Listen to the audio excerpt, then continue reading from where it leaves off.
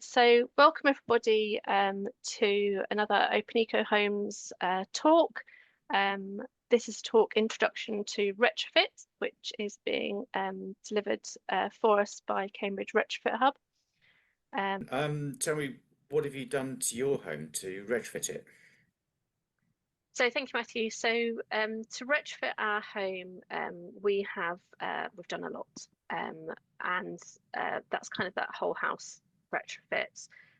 We've done it over a period of time, but the work we have done includes installing MVHR, so mechanical ventilation heat recovery, solar PV, battery storage, solar hot water, which is wonderful, and lots more insulation, including cavity wall, loft insulations. And last but not least, we have 2 years ago installed air source heat pump to run our heating. What have I done? What have I not done? The house has got extensive underfloor insulation. It's got external wall insulation to a very high thickness. We fitted mechanical ventilation with heat recovery and a few other gubbins like heat pump and that kind of thing. We had a company fit cavity wall insulation shortly after moving in. Very quick and effective. Then we installed loft insulation.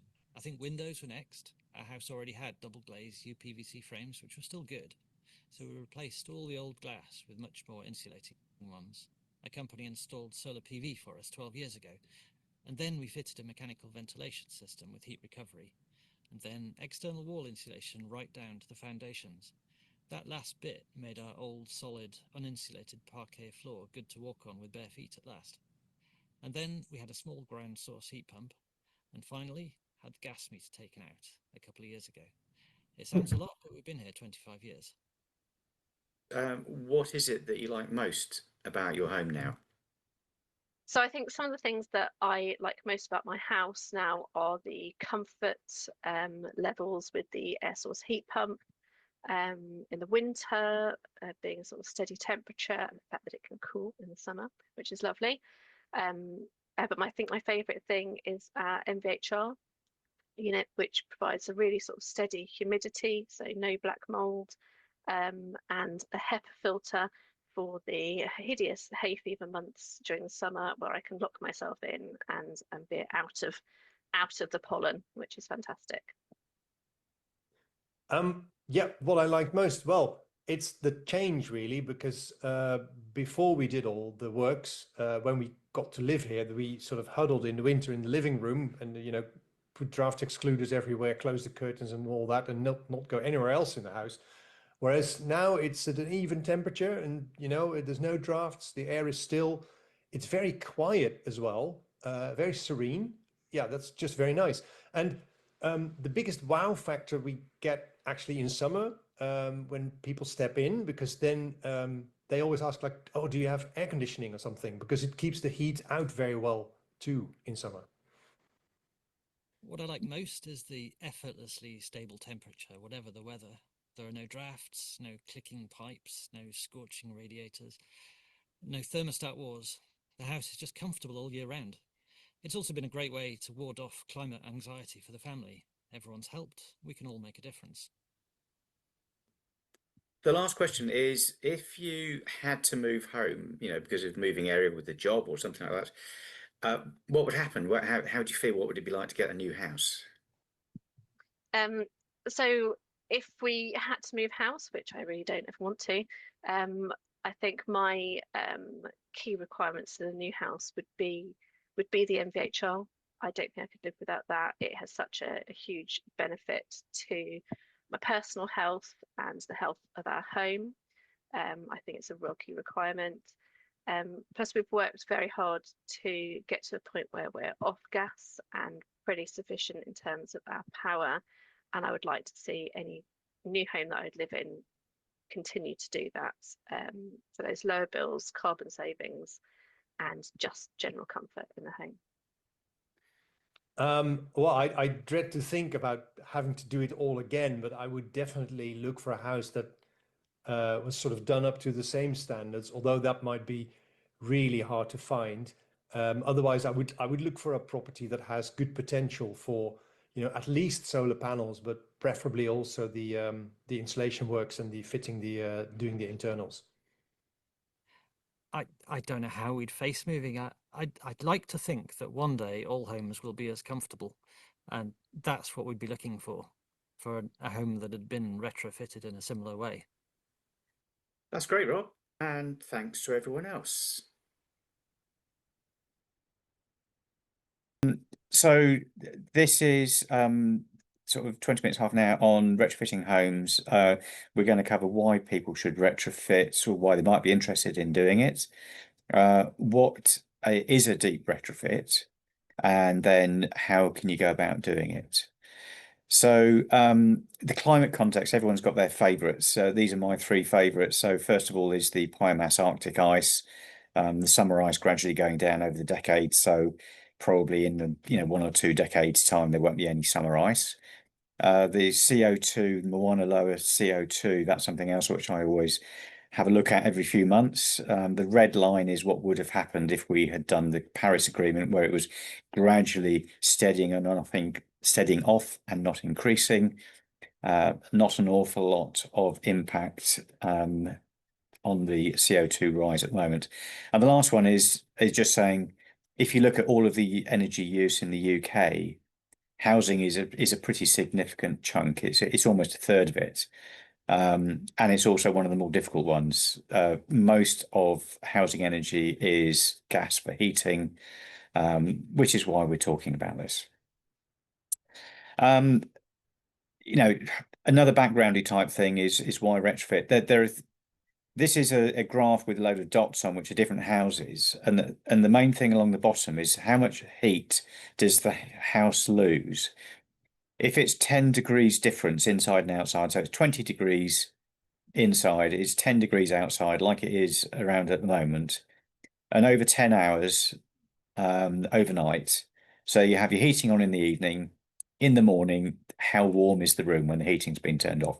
If you've got a passive house, that's what pH stands for, it will drop by about 1 degree. So there are some houses, which we've worked on, which you get up in the morning and it's 19 degrees, it's pretty good. At the other end, you've got houses where in the morning it's dropped by 5 or 6 degrees. If you've got 2 or 3 degrees of drop overnight, it may be that you don't need to do a deep retrofit. But if you've got a cold house in the morning, that's an obvious candidate for wanting to do something. The motivations, well, first of all, the base case, a deep retrofit is not for everybody. So whenever we're looking at the options, the base case for that is a minor retrofit and a heat pump. So for probably 90% of homes, if you just fix the worst 1 or 2 ways that you're losing heat and put in a heat pump, that's going to be a pretty good solution. And that's what an awful lot of people are going to do. However, there are some people, so maybe 10%, who want to do a deep retrofit, which is what this talks about. The priorities, and this was from a few years ago from Carbon Co-op, saving carbon, improving comfort, the same as have come up in the poll here. They're sort of probably the biggest ones.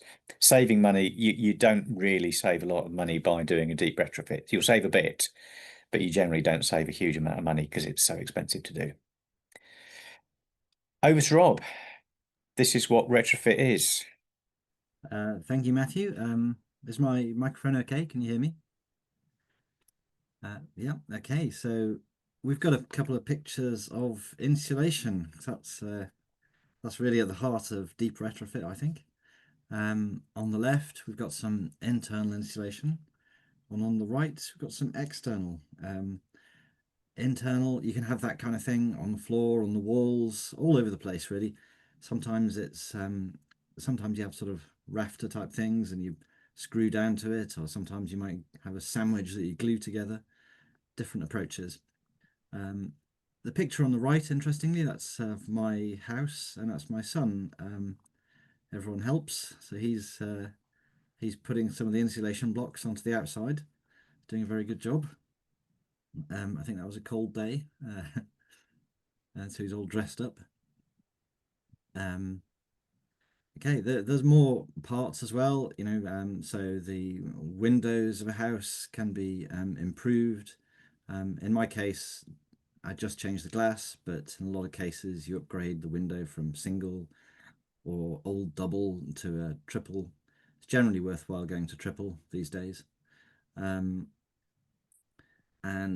obviously the roof is generally, the loft insulation is generally the sort of simplest place to start, actually. Okay, can we have another slide? And airtightness, that's another important area. It's a relatively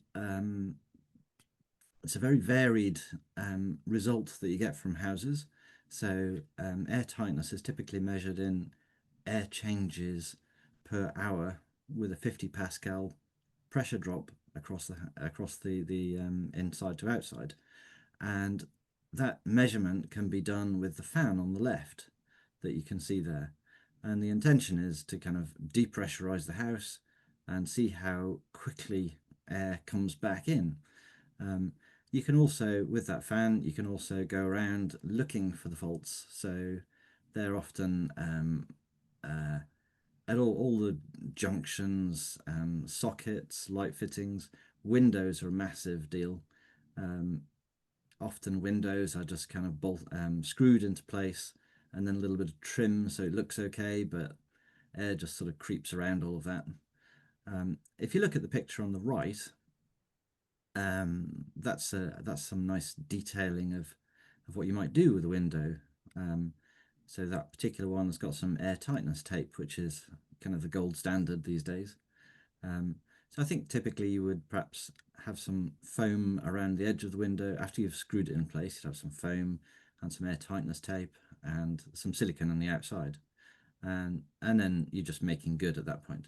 And the special tape that you can see there, you can plaster to, so you can get a very nice result. I should mention when you're doing the air tightness, really you're often, if this is a whole house retrofit, you'll have a nice set of drawings, hopefully, and on that you would put a red line indicating where the air tightness barrier is, just so that you don't kind of miss things, shall we say. There should be sort of a continuous air barrier, really. Okay, next slide. Now, once you've got a very airtight house, clearly we need to add ventilation because, well, people have to breathe. And a house has a lot of things in it that produce humidity, cooking and washing, that kind of thing. And so if you're not careful, it'll get very humid inside the house and there'll be a lot of CO2 from people breathing. So you've really got to have a ventilation strategy. And generally, for a well-sealed house, the intention is to seal it well and then ventilate it correctly.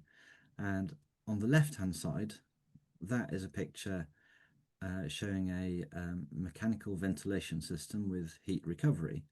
That's something we've got in our house. And so there's a big box in our attic, pretty much the biggest kind of unit that I could get through the loft hatch. And inside that, there's sort of a large heat exchanger and warm, moist air, stale air, goes out, and cold, clean air comes in. And I'm indicating sort of close proximity, and all the heat from the moist air transfers to the cold air coming in. So what you end up with is warm, fresh air coming into your house, and it's stolen the heat from all of the waste air, effectively. So that's what the heat recovery does for you. And to achieve that, you have pipes in your house in various places, and you can see there's a diagram there showing where they might go. Typically, you extract from kitchens and bathrooms and put air into sitting rooms and bedrooms. On the right, we've got a simpler system, which can be very effective, which is mechanical extract ventilation. And this is kind of like a whole house version of a bathroom fan, but it's more complicated. So you would extract from, you'd have pipes from the bathroom and kitchen and extract from them. And typically you will have inlets in a few places which have humidity sensors on them. I think you can get them built into as replacement objects for the ones that go above windows, with humidity sensors kind of built into them. So if a particular room, say there's a party in the living room, it gets quite humid, that flap will then open and there'll be more air, more fresh air going into the living room, and another room with nobody in won't get that. So it's a very targeted, you can get that target approach with MEV relatively easily. In both cases, the fans in the units can be sort of turned up and down depending on CO2 or overall humidity. And both of those are good. They're good techniques that have sort of just appeared in the last 5 years or so. Okay, next slide. This is now we're looking at overheating, and this is not, I don't think overheating is particularly to do with with insulation. In fact, it definitely isn't. When you have more insulation, that keeps heat out as well as in. But it's something that as the climate warms, people should think about more. On the left-hand side is the simpler of the two options. And this is specifically for a south-facing window. So for a south-facing window, if you can put an overhang above the window, then I think one of the terms that's used is brise soleil. Then in the summer, the overhead sun can be blocked from getting into the room. And in the winter, the sun is much lower down in the sky and the sun comes into the room, which is just what you want. So south-facing windows are really the ideal. Unfortunately, houses in the UK tend to be sort of built along a road rather than facing south. So you won't necessarily find all of your big windows facing south. And that's where this picture on the right comes in. And this is an example of a blind that you can have on the window to exclude some of the sun. It's really hard to see on that actually, but there are actually tiny metal louvres on the window in that picture on the right. It is quite magic, but they're there and they cut down on the amount of heat that gets into the building, because once the heat's got in, it's very hard to get it out. If it gets in the middle of the day, often you may have to wait until night to kind of, that would be our strategy. Typically we would typically if there's a heat wave, we'll open windows at night, and then during the day just keep them all closed. And because of the insulation, that's it, the house stays, just warms up very, very slowly through the day. Okay, next slide. And now when people are doing a deep retrofit, there's always other things that creep out of the woodwork. This is with an old house, no doubt. So if you have an old house, then it may well have rooms that are kind of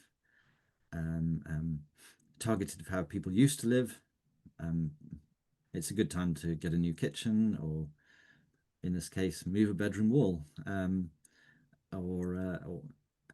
Houses in the past used to have lots of tiny rooms as a technique for limiting heat movement in a house, shall we say. So you used to have tiny rooms. If you externally insulate and have a much more insulated house, then it tends to be at the same temperature internally, even if you have a more open plan. So it's quite common, I think, that people want to change their layout at the same sort of time. Next slide. Yeah, thank you. Now this is a very complicated slide, which I think if someone's keen on this, they're going to have to kind of look at again later.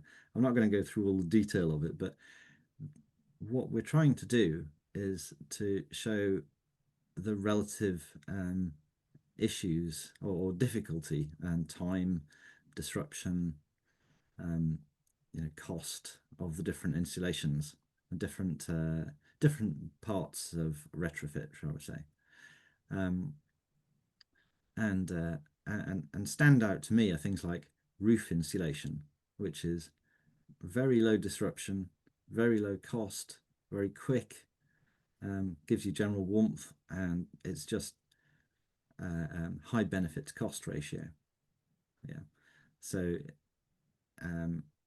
and certainly from someone who's gone through the sort of the DIY process of retrofitting, going down these items, getting the heaviest hitters first is the way you would go. That's perhaps not what you would do if you were paying somebody. Then you'd try and tackle everything in one go, perhaps. Okay, the next slide. And here we have an attempt to kind of compare DIY versus trade. And I'm Rob, and I'm out at this outlier top right with lots of DIY, but it takes a long time because there's other aspects of life, and you target things in a home piecemeal, bit by bit. On the other hand, if you go completely contractor, then you can get things done much more quickly. On the right, there's a list of the type of trades that you'd need. I think the most important one is the one in the middle here, the retrofit designer. And if you go for a pro perspective to all this, it is very important that you have someone who coordinates and someone who say a air tightness champion, that kind of thing, which this retrofit designer perhaps ends up being, because your general builder might install your insulation, but they're not going to be carefully making sure it's sort of airtight in positioning and things, you know. Okay, next slide. Oh, I think that's Great. That's me. Thanks, Rob. That's great. So, as Rob's just said, there's an awful lot of aspects to a retrofit, and this is really like an overview of if it was a Cambridge Retrofit Hub project, how does it all fit together? You've got a customer at the top, obviously. The bit that Cambridge Retrofit Hub look after is the assessment, which is looking at the house to start with, doing a thermal model, just seeing what's there. The retrofit design side is the next step. And then at the end of the design, you end up with a spec, which I'll talk about in a tick. And then the coordination is really making sure that the contractor, so Cambridge Retrofit Hub might help people choose a contractor, but we are not the contractor. So the contractor works directly for the customer. We try and keep them honest by doing the coordination and checks and things. So the same with a bit more detail. On the assessment side, that's the customer needs, the energy model, budgets and risks. The design side is producing drawings and specifications, the energy model, which is the heart of all of this. So you understand which bit of your house is moving most, and having some idea about costings and timings. On the coordination side, it's then advising on the contractors, helping you through the tendering side. But, you know, perhaps the biggest part is the quality assurance and site checks to make sure that what the contractor is doing, which is preparation, construction, tidying, handover, that's all being done in accordance with the design and in accordance with good retrofit practices. This is an example of a thermal analysis. So Gravel Road is a sample project that we're doing at the moment. This one is that the first bar that we're looking at is the losses in the house before we started doing anything. The next one is how that energy is provided. So from the top, we've got a light blue, which is saying this is how much heat is lost through the external wall. Quite a lot in this case because it's a solid wall house, no cavity. The roof and ceiling, not brilliant insulation. So again, that was the dark blue. The floor is the dark brown. Yellow's the windows. Thermal bridge is the heat that you lose from the different bits meeting up, and ventilation is the dark green. This particular analysis was done from a PHPP, which is it's a more expensive, more thorough one. So it gave us what the heat loss was per year, as opposed to on the coldest day, which is what we usually use. And you can see that for the whole year, a decent bit of the heat, so you've got 25,000 kilowatt hours a year, which is going to be provided. Some of that solar gain, some of it is internal heat gain, which is from cooking and people and everything else. And then the red is the bit that the gas boiler was doing. So that's the first two columns. The next column is to say, okay, well, what is the savings that we anticipate from doing the retrofit? So if you look at the light blue, there's a big saving. The grey bits are the savings. There's quite a lot of saving on the external walls because you're going from a rubbish solid wall, which has got a very poor thermal performance, to external wall insulation, which has a dramatic impact on the heat loss. The same in the roof. The insulation in the roof was not very good at all, particularly in the skeelings, in the slopey bits, hardly any insulation. So that will be a big difference. The floor was a big difference because it was a suspended floor, and suspended floors are notoriously bad. So doing what Rob showed in one of these slides, which is putting insulation in between the floor joists and an airtight membrane over, that reduces the loss from the floor a lot. The windows, I think there's a mistake in this because the saving in windows is bigger than you'd normally see. Normally, if you halve the heat loss in the windows, you're doing really, really well. Usually it's not quite as big as this. Thermal bridge, because you've put lots of effort in making sure you've got continuity of insulation, you have less of those. And the other sort of biggish one is from ventilation, because of the MVHR is putting pre-warmed air into the house, so you're not losing nearly as much energy from ventilation losses. So in this particular case, we're looking at the heat loss from the house is sort of 4 or 5 times better than it was before we started. And again, that's provided by solar gain, internal heat gain, and heat demand. If you have a really good house like this, you will find that, you know, late spring, you'll probably find the house is looking after itself in terms of gain. So you'll have a boiler on a lot less months of the year than you do in a traditional house. Right, this is basically what happens when you do a design. So you end up with some drawings. So the drawings give a detail of each of the aspects, the thermal envelope, the air tightness, the ventilation systems, if you're using them. If you're putting solar, that would go on there as well. So the drawings are basically what the builders work from a lot. But you also have specifications. You won't be able to read this. Typically, there's about a 20-page specification. And the two things together is what enable the contractor or the tradespeople to make sure they understand what we're trying to achieve. There are different standards, the AECB certified.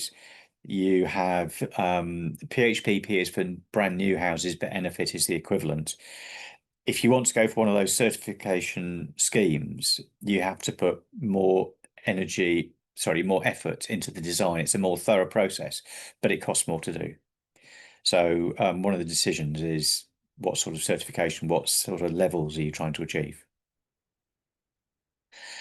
The coordination, the picture on the right is one of the retrofit coordinators that we've been using. He actually is based up in Manchester, but he is done lots and lots of retrofits, and we are asking him questions about detailing on air tightness and bits and pieces. So the retrofit coordination is very important, and it's usually a pretty experienced person who's checking that things are being done right. On the left is an example of external wall insulation, which hasn't been done very well. So you can see a boiler flue and the red painted brick, and the EWI is just sort of plonked on the outside with not very good water, and there's no continuity of insulation. So on the inside of that, you're likely to have black mold around the flue where it's all got, you know, it's not as warm as the rest of the place. So the Cambridge Retrofit Hub is looking after all of the bits and pieces. It's looking after the people, the processes, the materials, and the builders. It's basically got the customer at the centre, and it's trying to make sure that everything is supported and everything's done properly. So the results of retrofit, on the plus side, we have happy customers, more comfortable houses, sensible running costs, less dusting if you've got MVHR, and a healthy home. But on the negative side, it's a lot of money and time to do a deep retrofit. Unfortunately, because our RICS valuers don't really know a lot about renewables and insulation and this sort of thing, you'll find that the house value is possibly less than it costs you to do. And you'll also find that a lot of buyers won't be interested. And the 3 people that we had on would be very, very interested. But in Joe Public, they're not particularly interested. They're more interested in, you know, where's the local school and has it got nice outlooks and things like this. You will find that some people think you're a bit mad. And the other negative is, it's, as we've found from the 3, it's really hard to find another house if you do have to move. So there we are. That's a negative, but the plus, as we had from the 3 people, is happy customers, more comfortable houses, and houses that you like to live in. Right, I'm now going to pass over to Lou, who's going to do some questions. I'm hoping to pass over to Lou. I can't see Lou on the list of people. Thank you, Matthew. Hurrah. Thank you. Please, if you haven't asked a question already and you're concentrating, do just keep on popping them into the chat. We can start with some questions already. Is it still as important now that the solar panels have come down in price, and other elements are being put into homes? So we have solar hot water, or solar thermal, as we call it, which we installed about 10 years ago now, and it is very, very, very efficient. It's even more efficient than solar PV. It's super duper efficient at heating your water, and you know, we even get hot water through the winter as well, which is really nice. We found it very effective when we've had a house full of teenagers, especially, so that has been really good. So I think for us, it's been a good investment. I think technology has moved on a bit now. There are more people having just solar and maybe solar PV and batteries that are doing some more with hot water and adding boosts of hot water, etc. But I think for us, it's been an extremely effective and efficient thing to do. Again. In 2 places. The first one lasted for ages. That was evacuated tubes, and it was great. The other one was flat plate, and that, because we didn't update the antifreeze, we actually ended up having a freeze and a leak. I would think twice about doing it now because everything else is so much cheaper, and I'd probably go for a heat pump and solar PV. That's that's very similar to my story, Matthew. We put in flat plate probably 15 years ago. Maybe it's more, you know how time slips on. And I think we had a really deep freeze about 5 years ago, and that was one of the two panels died in the deep freeze. And exactly as you said, I'd not been keeping on top of what the glycol ratio was. I'm sure it's my fault. I gave the other one of them away to someone who installed it, and now we have more solar on that roof instead, more solar electric on that roof instead. Okay, thank you.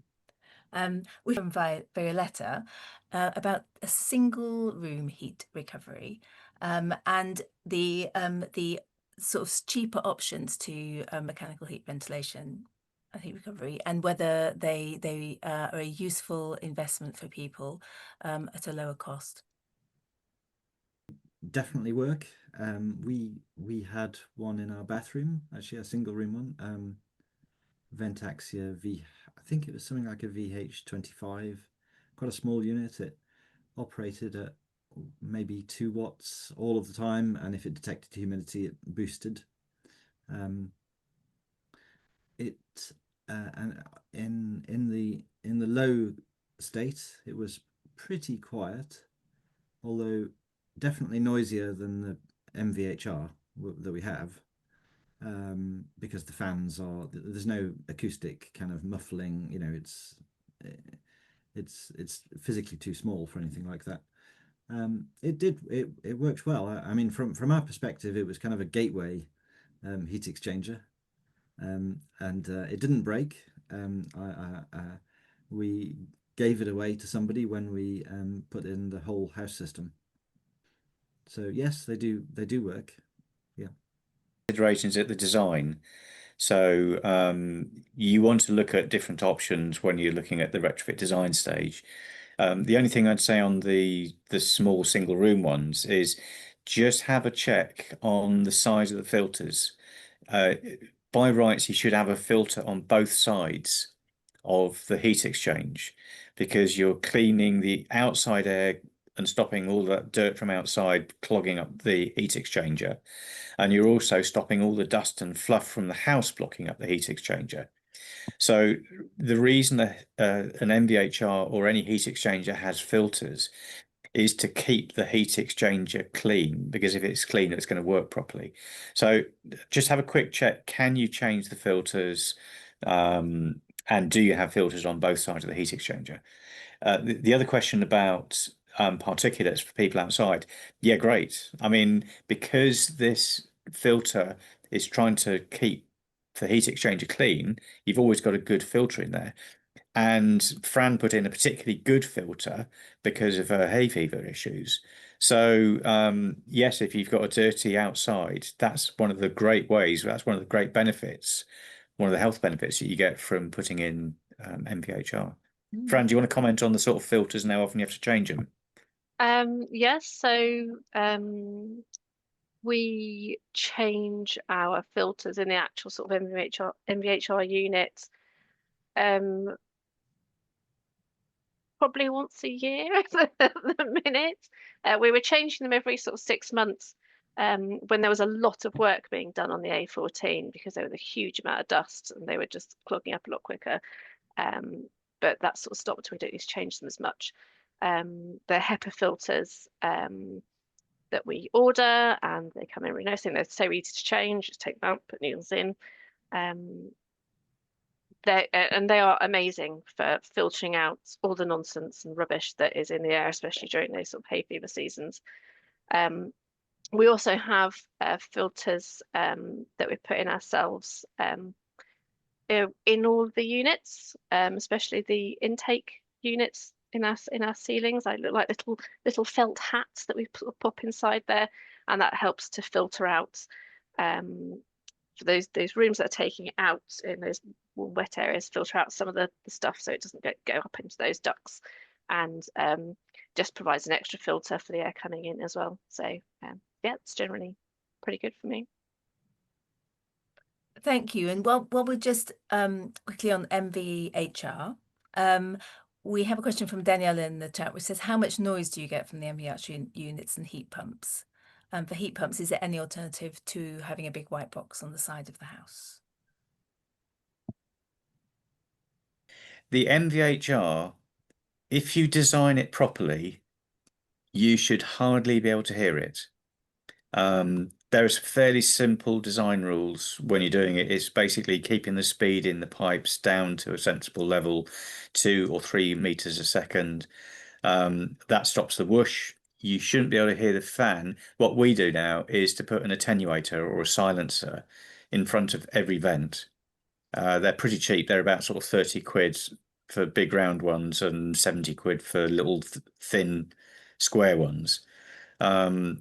And basically you just put an attenuator on every vent, and it does two things. One is it stops you hearing the fan, but the other thing is if you've got a branched network of pipes and you're connecting bedroom 1 to bedroom 2, if the 2 bedrooms are sharing an air duct, you can get what's called crosstalk, and you can hear things happening in different bedrooms. If you've got an attenuator, that stops all of that. So you don't want to be in a submarine speaking tube. That's MVHR. The air source heat pump, again, shop around. You can compare different ones. In general, pay more money for a good heat pump. And a 5 kilowatt heat pump costs about 2.5 grand for a pretty good one. So why buy a rubbish one? Get a Valent or an EcoDan or something like that. There are issues about how close it is to your neighbours, and that's part of the checks that you have to do when you're designing it. So if you're having it MCS accredited, which most people will because that's what you need to get the grant, they have to do noise checks. We've got one, and most of the time you cannot really notice it's running if you're standing pretty close because it's not running flat out. The time it runs flat out is in the coldest weather in winter, when people tend to have their windows closed and not be sat out in the garden. But yeah, our heat pump is very quiet. It's a Panasonic.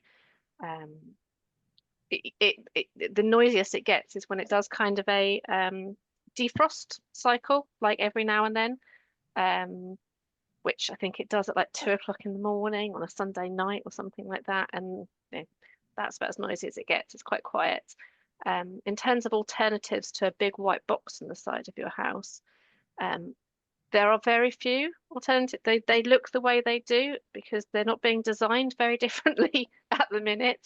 Air source heat pumps, that I think will slowly start to change as demand increases and people go, we don't want these things. But you can get all sorts of nice things to make them look a bit prettier as well. And just in terms of the noise of MVHR, ours is pretty silent. We hear it kick in a little bit, the boost kick in a little bit when someone's had a shower, and it senses that humidity. But other than that, you wouldn't know it's there.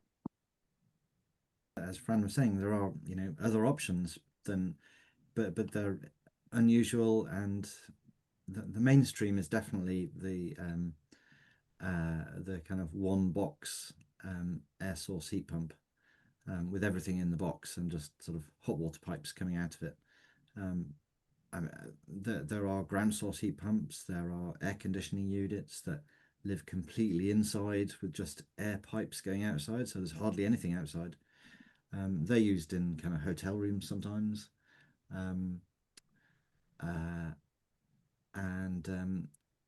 You get hot water tanks with heat pumps built in and just 2 pipes coming out that go out of the house, that are handling air.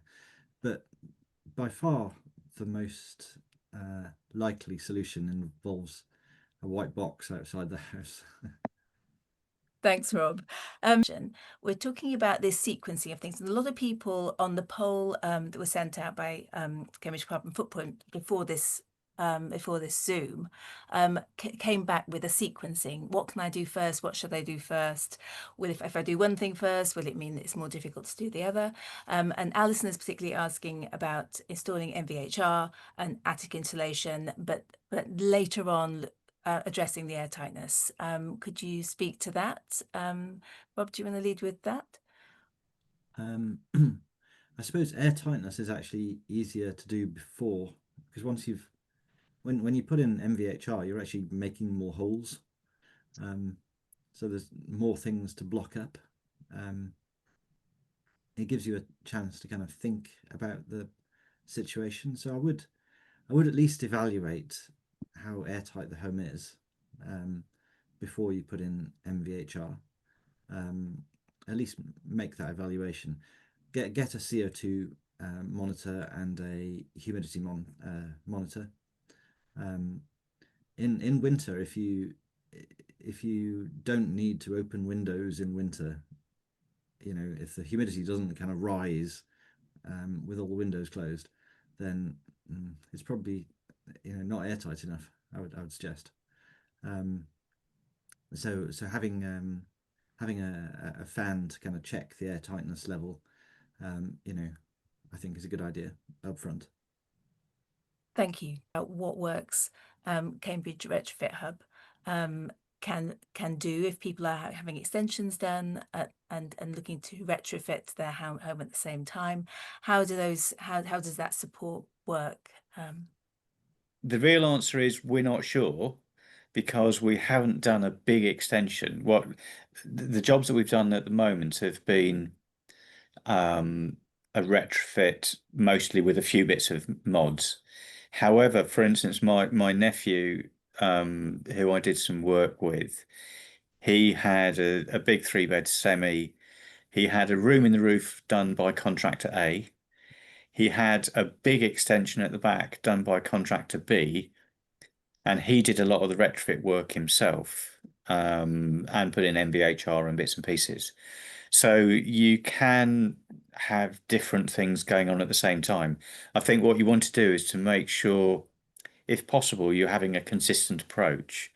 So if you're doing a room in the roof, try and make sure that it's got the same air tightness details and insulation that you would want in a good retrofitted house.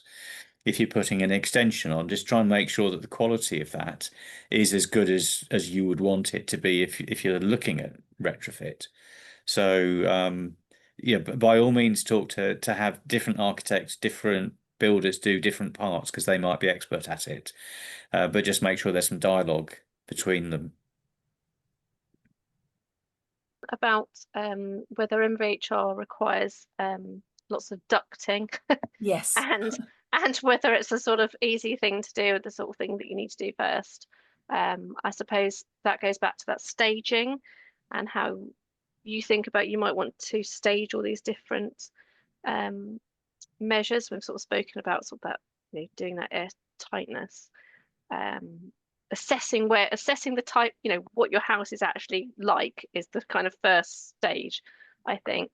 But Matthew, did you want to just talk anything about the MVHR ducting or other parts of that staging process? Yeah, all I was going to say, Rob, do you want to say first? Because you've done it as well. I've done it, but you've done it as well. So how did you find getting the pipes in? So most of our pipe work is in the loft, because you know there's a lot of connection to bedrooms, and that's all that stuff's in the loft.